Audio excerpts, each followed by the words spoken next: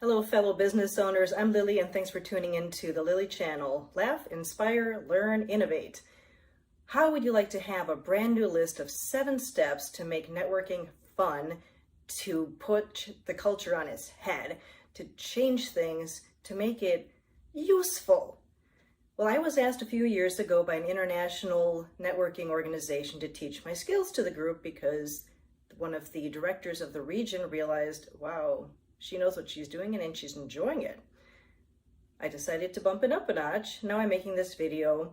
You'll click on the next part, please, to notice what these 7 steps are, and they are downloadable. I just want to change the culture. It can be so much fun, but that's not what I'm hearing out in the field. I'm hearing more like, oh my God, I'm so tired of this. I'm so burnt out. You don't have to be, all right? So contact me on the links below, comment below also. If I've forgotten a step, maybe. I am still a work in progress, always will be, but I just love helping people with my ideas and with my skills. Enjoy the day and share your business name in the field too. Thanks. Hi there, I'm Lily, and here are the 7 networking tips that I promised you for when you're going to a networking event. You could also use a lot of this if you're going to do it virtually. Are you ready? The 7 steps. Number 1, do your research about who is going to be at this event. You could ask the host for the list of participants. You could look online to see who's going, whatever the case may be. But see what industries are covered. See if you can look up some people, maybe touch base and say, hi, I'm so-and-so, and I'll meet you there hopefully. You can get the ball rolling. You can see who you might want to talk with. But do your research if at all possible.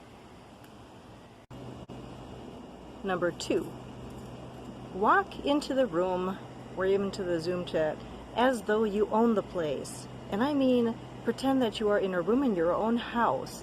You'd feel confident, wouldn't you? The way you present yourself the first few seconds sets the tone for the rest of the meeting. And just relax, okay? Because people relax more around people who are relaxed. I tell you, most people are faking it when they look like they're comfortable. Most people have a huge dose of social anxiety, even those who are extroverts. They just don't let on that they're nervous.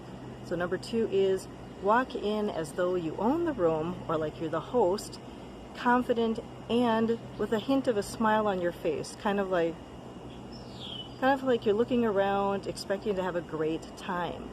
People will be more prone to talk with you if you look approachable, okay? Obviously you'll want to be dressed business casual, something that you're comfortable in but not too revealing, no matter what gender you are, okay? And number 3, start differently from how a lot of people start. Don't say, hey, what do you do for a living? Or what do you do? What's your profession? Just maybe tap people on the shoulder gently if they're in a group and just say, hi, you having a good time? Or just start the conversation. Introduce yourself. Even if you're wearing a name tag, just say, hey, I'm Lily, or whatever your name is. And ask something unique.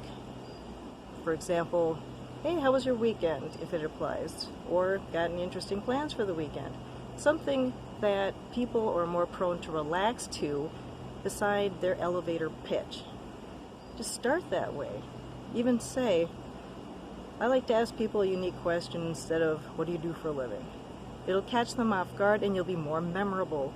But main thing is, above all, make other people feel more comfortable and be more interested in them than in what you bring to the table. Because in this case, what you bring to the table is how awesome you make them feel. So to end number 3, focus on making them feel great. It means great eye contact, you'll be looking at your phone, etc. The main thing is to make other people feel wonderful, okay? That way you make real connections. I can't tell you how many people come away from a networking event and go, oh my God, I'm so tired of this sucks. It's draining, but it doesn't have to be. It can be fun. This is the way I wish networking would be more often, more like a social event with some business mixed in later. But the first thing is to be building trust, okay? Now, number 4 is to focus just on a few people. I remember, I think Ivan Meisner has mentioned this, that you're not going in there to be collecting a gazillion cards. This is more about farming, it's not about hunting. And worry more, not worry, consider more about what you can do for others. But seriously, focus on just a couple people to start building more relationships instead of going through everybody in the room. Once you do get their cards, now this is part of number 5. Ask for their card, but don't immediately give yours. Just ask for the card if you're interested in what they seem to be about, and find out a few interesting things about them. Then if they ask for yours, give 2. Remember Nancy Giacomuzzi of BNI saying to me, 1 to give and 1 to keep. So I was asking for 2 business cards.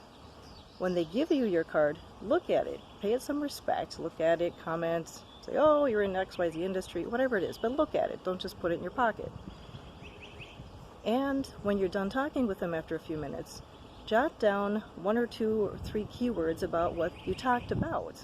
Whether they have a dog, they have a pool, whatever it is. Something to remember them by. And take a picture of their business card in case you lose it later. Okay? Stay tuned for numbers 6 and 7. Number 6, in case I haven't already mentioned it, is to not be promising anything as far as, oh, I will connect you with so-and-so, and you're not doing any business yet. This is simply about trust. It is about building trust, getting to feel what their personality is like, and to let them know you're trustworthy. Number 7, of course, is the follow-up. Once you have left the event, whether it's virtual or real, or in person, follow up the way that they had said that they are most likely to follow up. I suppose I could have mentioned that you would ask them, oh, are you more easily reachable by text or email, so that you don't email them when they're a texting type of person. With the follow-up, it's about trust. It's about saying, hey, it was nice to meet you, and great hearing about your Cancun trip or whatever. That's one reason you wrote those details on their business card, their business card, to point out that you're a great listener, to remind yourself what they're about, to show that you're interested. Now, if you wait 2 or 3 days and they have not responded, try the other way of reaching out. It's the secondary mode of communication. If they still haven't reached out, I'd say trash the business card, because either they can't keep track of things well enough or they weren't interested. It's not worth your time then.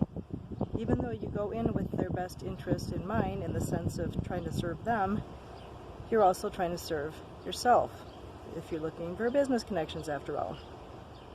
But, keep in mind, yes, it's nice to follow up within a day or 2 after. I know life happens, but give them 2 chances essentially, and then just say, forget it. So you got the 7 tips. Hopefully they were in order. I wrote them down, and yet sometimes my own brain goes crazy. Enjoy yourselves. Comment below if you thought of some things that I didn't put. And I appreciate you tuning in. This is the Lily Channel. Laugh, inspire, learn, innovate. See you soon.